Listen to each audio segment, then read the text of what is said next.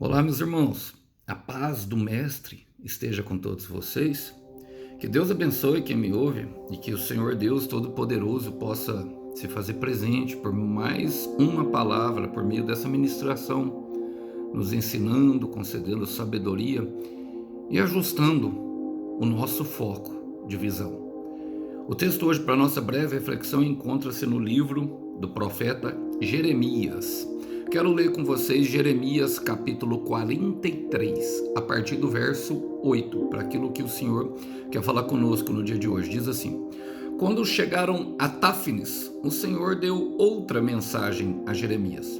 Pegue algumas pedras grandes e diante do povo de Judá enterre-as debaixo das pedras do pavimento da entrada do palácio do faraó, aqui em Táfnis.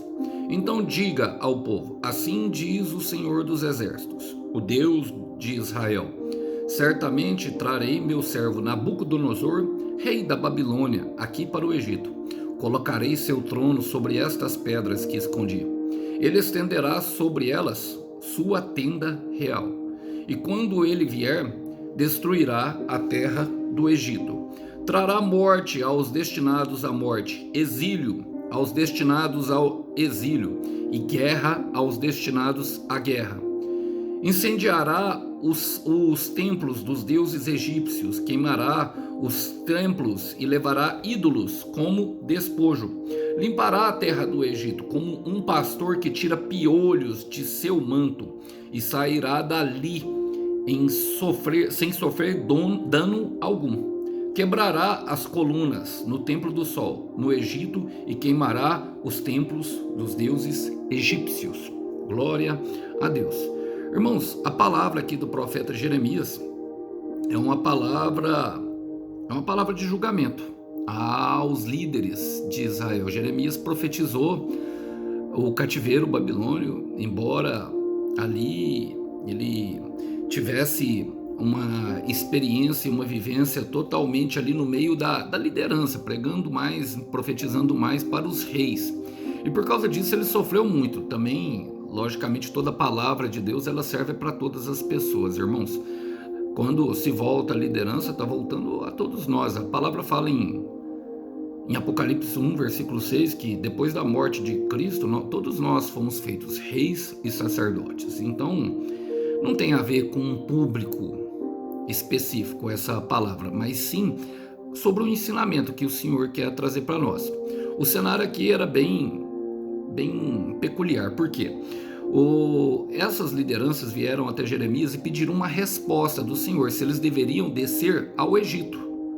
E Jeremias jejuou 10 dias. Depois de 10 dias, o Senhor disse a Jeremias que se eles não fossem ao Egito, o Senhor poderia livrar eles até mesmo ali da morte em Judá, por meio da invasão do cativeiro. Ele já tinha anunciado o julgamento. Ele já tinha anunciado o julgamento pelo desvio da fé de Israel, por adorar os outros deuses, reis que sacrificavam seus filhos. A nação de Israel, de fato, vivenciava um momento muito turbulento e muito afastado da presença do Senhor. E por isso pagavam um preço alto pela desobediência. Eles deveriam se entregar, deveriam ficar e se render, e não queriam. Estavam tentando providenciar uma saída. O Senhor, em sua bondade, providenciou uma saída, dando ao profeta Jeremias, mas falou que se eles recusassem a obedecer, não ficaremos nessa terra, e ele invadiria a própria terra do Egito, como se estivessem indo atrás dos próprios israelitas, e foi o que aconteceu. O Jeremias jejuou, o Senhor deu a resposta, falou para eles não descerem para a terra do Egito, o detalhe é que quando eles falaram com Jeremias, eles falam assim, independente da resposta que o Senhor trouxer, nós vamos obedecer. E não obedeceram, partiram num caminho ao contrário. E os versículos que eu li falam justamente da entrada no Egito. Táfnis era a porta de entrada, vamos dizer, o acesso à terra do Egito. E mediante isso eu quero fazer algumas aplicações pertinentes a esses versículos. Diz assim: quando chegaram a Táfnis, o Senhor deu outra mensagem a Jeremias. Irmão, não importa quem nós somos, não importa se eu sou cristão ou não cristão, não importa se eu sou homossexual, heterossexual, não importa se eu sou rico ou pobre, preto ou branco, homem ou mulher, magro ou gordo, ou qualquer classe social a qual eu me encontro. Onde nós estivermos, ali a palavra do Senhor vai se cumprir. Eu costumo falar que a palavra do Senhor cumpre-se para todos, para quem crê e para quem não crê. E onde nós decidirmos ir, a palavra do Senhor nos acompanhará. E não só a palavra, o Espírito do Senhor. O Espírito do Senhor, para os que estão em pecado, ele vem como uma forma de terror, irmão. É como se o Senhor não habita, ele é santo, separado, totalmente separado da maldade. E é por isso que quando nós fazemos algo mal, nós nos sentimos culpados e aquela pressão, aquela coisa ruim acontece dentro de nós. Então, aonde nós estivermos, o Senhor estará. A palavra do Senhor nos acompanhará. O detalhe é que Jeremias e Baruque, que era o seu assistente, foram presos à força e estavam lá. E aí a palavra veio a Jeremias. Olha, Salmo 139, no versículo 7, 8 e 9, diz o seguinte. Salmo 139, versículo 7 diz: Aonde posso ir a fim de escapar do teu espírito? Para onde posso fugir da tua presença? É uma indagação do salmista, ele está perguntando, fazendo um questionamento interior. Você já se fez esse questionamento interior? E ele chega à conclusão: se eu subir ao céu, tu lá estás. Se descer ao mundo dos mortos, lá estás também. Se eu voar para o Oriente e eu for viver nos lugares mais distantes do Ocidente, ainda ali a tua mão me guia, ainda ali tu me ajudas. Olha, o salmista teve a plena percepção que, independente daquilo de onde ele estivesse, o Senhor estaria lá. E muitas vezes é assim, o que os israelitas estavam tentando fazer é correr atrás da bênção pelos seus próprios esforços, porque o Egito vivia um tempo de prosperidade. O Egito vivia um momento bom naquele tempo, nesse exato tempo que está sendo pregada a palavra. Então, talvez pudessem ver ali uma porta de salvação com os seus próprios esforços, com o seu próprio entendimento e com a sua própria sabedoria. E o que aconteceu? Olha, qual foi a palavra do Senhor? Ele fala: pegue algumas pedras grandes e diante do povo de Judá enterre-as debaixo das pedras do pavimento na entrada do palácio do faraó, aqui em Táfnis. O Jeremias, como Ezequiel, muitos homens de Deus, e nós vemos ali em Atos capítulo 21, o profeta Ágabo pegando o cinto de Paulo e amarrando os seus pés e as suas mãos. Muitos dos profetas, eles vivenciavam na prática, irmão, aquilo que falariam.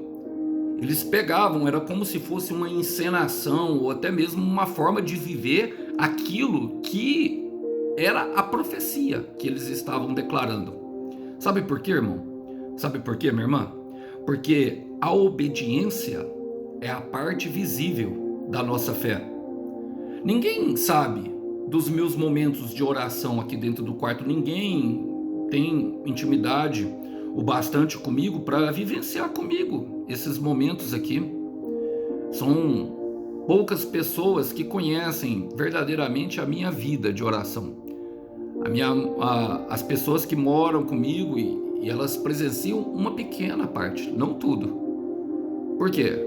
Porque essa é a parte que ninguém vê. Então, assim, a parte da obediência é aquela parte em que vão ver. Olha o que o Deus fala para ele. Fala assim, ó: pegue algumas pedras grandes e diante do povo de Judá. Eu gosto de um versículo, são 3 versículos também que está na epístola de João, 1 João capítulo 5, versículo 2 ao 4, diz assim, ó: nós sabemos que amamos os filhos de Deus quando amamos a Deus e obedecemos aos seus mandamentos. Pois amar a Deus é obedecer aos seus mandamentos, e os seus mandamentos não são difíceis de obedecer, porque todo filho de Deus pode vencer o mundo. Assim, com a nossa fé, conseguimos a vitória sobre o mundo. Fé e obediência linkada, é o que João está falando, irmão. É o que João está declarando. A obediência é a parte visível da nossa fé. No versículo 10, aí ele vai abrir a boca. Aí o Senhor ordena que ele abra a boca. Primeiro, ele tem atitude. Depois, ele fala. Eu quero repetir isso. Primeiro, a ação. E depois, o falar. O falar vazio de ação se torna hipocrisia. Primeiro nós agimos. Primeiro nós oramos. Primeiro nós nos preparamos. E depois nós falamos, diga ao povo, olha o que ele fala. Então diga ao povo, assim diz o Senhor dos Exércitos. O Senhor dos Exércitos é o Senhor general da guerra. É aquele que, quando ele declarava esse nome, é porque ele está falando, ele está se colocando como guerreiro. Olha, assim diz o Senhor dos Exércitos, o Deus de Israel. Está colocando como dono daquele povo. Olha, certamente trarei meu servo Nabucodonosor, rei da Babilônia, aqui para o Egito. Colocarei seu trono sobre estas pedras que escondi, e ele estenderá sua tenda real. Está falando que entregará autoridade, irmão, ao inimigo. Aqueles que ele estava tentando fugir. Nabucodonosor é o rei da Babilônia. E o que Jeremias tinha profetizado? Justamente que eles seriam entregues. O que eles estão tentando fazer, irmão? Tentando fugir. Tentando fugir de um juízo eminente. Irmão, não tem como fugir do juízo de Deus. Eu quero repetir, não tem como fugir do juízo de Deus. Olha, Nabucodonosor invadiu o Egito entre 568 e 567 antes de Cristo. É declarado em algumas cartas ali, eu não me engano, olha, inscrição Acácia.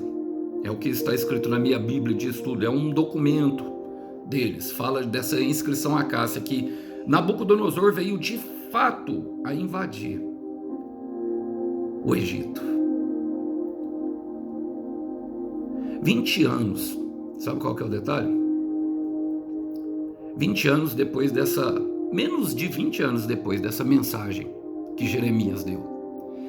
Não tem como fugir da palavra, não tem como fugir do seu juízo, não tem como fugir daquilo que ele falou. Irmãos, isso é nós que escolhemos vivenciar. Eu sei que a mensagem ela pode ser dada como juízo, mas é nós que escolhemos, irmão. Ou nós vamos viver promessas, ou nós vamos viver juízo. Ou nós cremos no Filho, ou nós não cremos. O detalhe é que quem não crê já está condenado.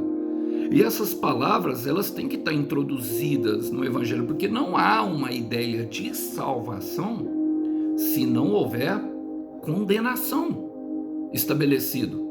Muitas pessoas querem viver só o lado bom, querem viver de fato, querem viver verdadeiramente só a parte da festa, do oba-oba, da bênção. E se esquecem de Deus, se esquecem daquilo que o Criador falou. E ele veio alertando essa nação de Israel durante muito tempo, eles maltratando os profetas e desacreditando totalmente daquilo que o Senhor fala. Eu gosto do livro de Eclesiastes de Salomão, porque mostra exatamente essa compreensão do homem mais sábio depois do Senhor Jesus na sua velhice escrevendo. Ele termina justamente o livro de Eclesiastes. O último versículo do livro nos diz o seguinte, Eclesiastes, capítulo 12, versículo 14.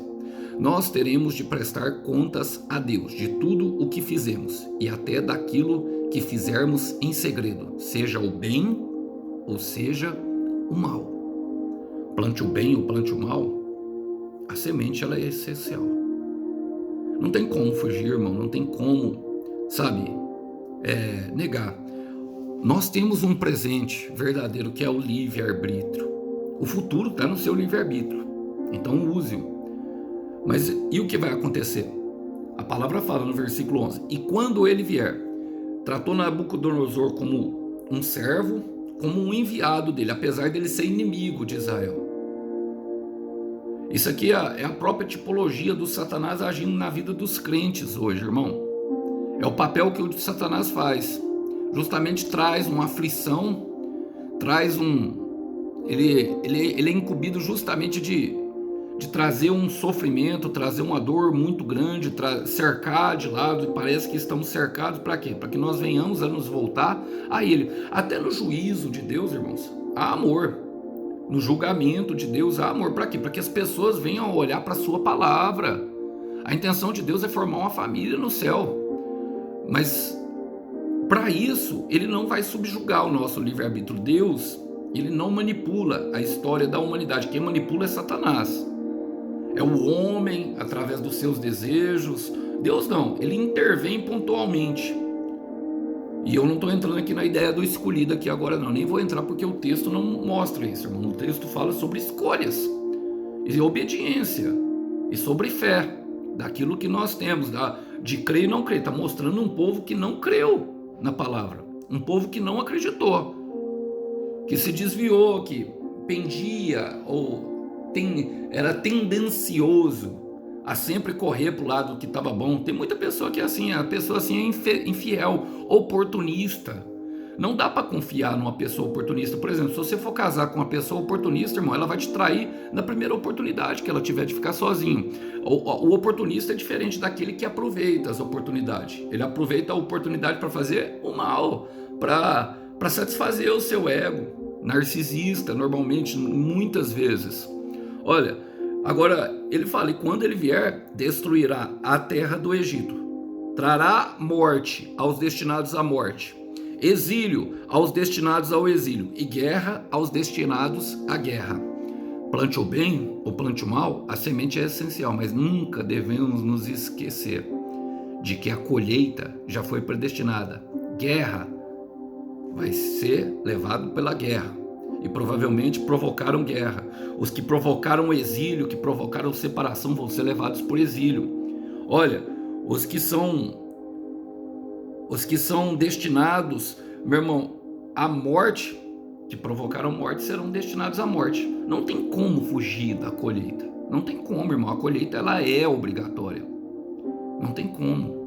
Gálatas 7, versículo 8, Gálatas 6, versículo 7 e 8 diz que Deus não se deixa enganar. Eu quero repetir. Deus não se deixa enganar.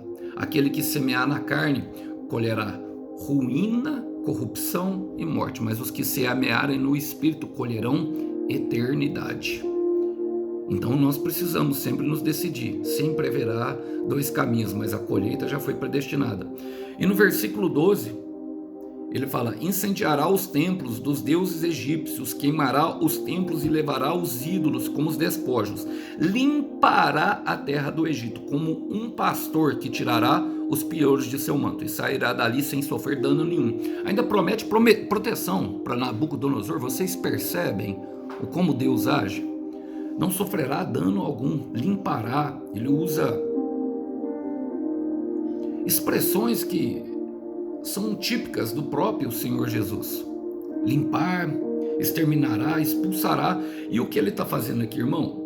Ele está, na verdade, arrancando todas as influências. Ele está falando de ídolos. Ele está arrancando todas as influências daquilo que pode influenciar justamente os israelitas a desviarem do seu caminho, como se pudessem. Ou seja, ele vai reduzir. Deus vai reduzir o poder do inimigo a nada. Eles adoravam principalmente a Amon-Ra. Era um deus que sobrepujava todos os outros deuses. Era uma comunidade politeísta, ou seja, adorava vários deuses. Tinha o deus do sol, o deus da lua, tinha um deus que trazia fertilidade humana, e a cada deus deles eles adquiriam um sacrifício. Por exemplo, se o marido fosse ter uma noite de relação sexual com a mulher, eles ofereciam sacrifícios a esse Deus ali para que esse Deus pudesse conceder filhos deles, consagrando assim um filho a outros deuses. E o que o Deus está falando é que vai reduzir o poder do inimigo a nada, a pó. A pó. E ele vai usar um inimigo para fazer isso. Percebe que é um inimigo que vai fazer isso? E é impressionante, por quê? Porque mostra o controle e o poderio de Deus. Quero lembrar, 20 anos atrás, Jeremias profetizando isso. Quero ler com vocês um versículo para ilustrar isso, que está em Isaías, capítulo 42, no verso 13. A palavra do Senhor Deus nos diz o seguinte: o Senhor se prepara para a guerra e sai pronto para lutar, como um soldado valente. com toda a força ele solta o grito de batalha e com o seu poder derrota todos os seus inimigos. Não tem como, meu irmão. Agindo Deus, quem pode impedir? Ninguém pode impedir Deus de agir. Irmão, se ele não nos impede de agir, imagina nós impedimos o Deus criador de todas as coisas. Eu creio que Deus está falando com alguém aqui para ficar firme na promessa, porque pode ter recebido uma oportunidade do inferno e parece ser mais fácil. Aquela porta parece ser próspera, parece que vai dar certo por ali. O Senhor vai reduzir todas as influências a pó. Olha, e eu quero partir para o final. Ele fala assim, ó, quebrará as colunas do templo do sol no Egito e queimará os templos dos deuses egípcios. E aqui fala justamente, meu irmão, da construção humana, daquilo que os egípcios faziam, irmão. Muito bem, os egípcios eram muito bons construtores, eles dominavam todo mundo antes desse cativeiro babilônico. Eles dominaram. Nos tempos antigos, os egípcios eram aqueles que dominavam o mundo. E eles eram exímios construtores. Nós podemos ver isso através das pirâmides do Egito. Agora, isso fala muito justamente da nossa natureza adâmica, daquilo que nós queremos. Todos nós queremos construir o nosso futuro, todos nós queremos vivenciar um tempo de fartura, um tempo de bênção. Irmão, não tem nada contra isso, nem Deus tem. A intenção de Deus sempre foi essa. A única coisa que ele diz através da nossa mensagem é justamente que ele quer estar junto. E é porque a presença de Deus exige a santidade, e isso traz para nós uma certa dificuldade. E quer saber de uma coisa, irmão? Deus ele não ama quem se recusa a viver a dificuldade.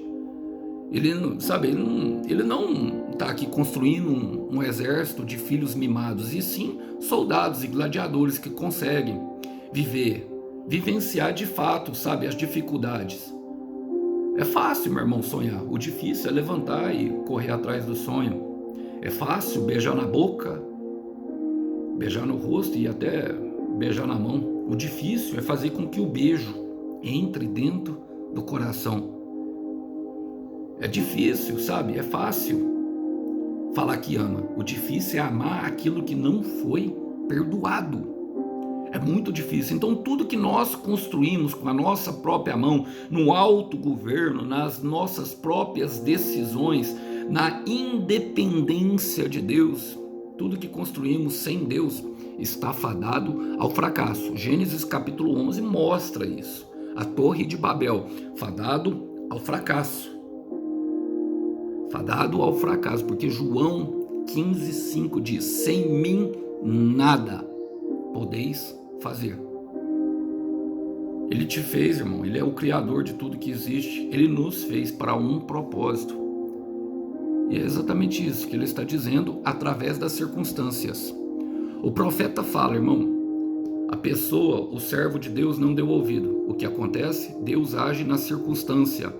Trouxe todo o cativeiro babilônico, preparou um inimigo muito mais poderoso do que aquelas pessoas, do que o próprio terra do Egito. Invadiu, conquistou e levou todo mundo de volta. O exilado para ser exilado, o morto para ser morto e o de guerra para guerrear. Cumpriu o propósito. O que você está falando, Alisson? Que eu não tenho como escolher? Tem, irmão. Só que você tem que entender qual dificuldade você vai enfrentar. A de estar do lado de Deus ou de ir contra Ele. Não vai ter como fugir da dificuldade. E é nessas dificuldades, é durante esses momentos que nós vivenciamos e experimentamos. Eu não quero terminar desse jeito, meu irmão. As crises. Mas as crises, elas têm um potencial enorme de revelar dentro de nós as oportunidades. O canal aqui, irmãos, ele se revelou através de uma crise.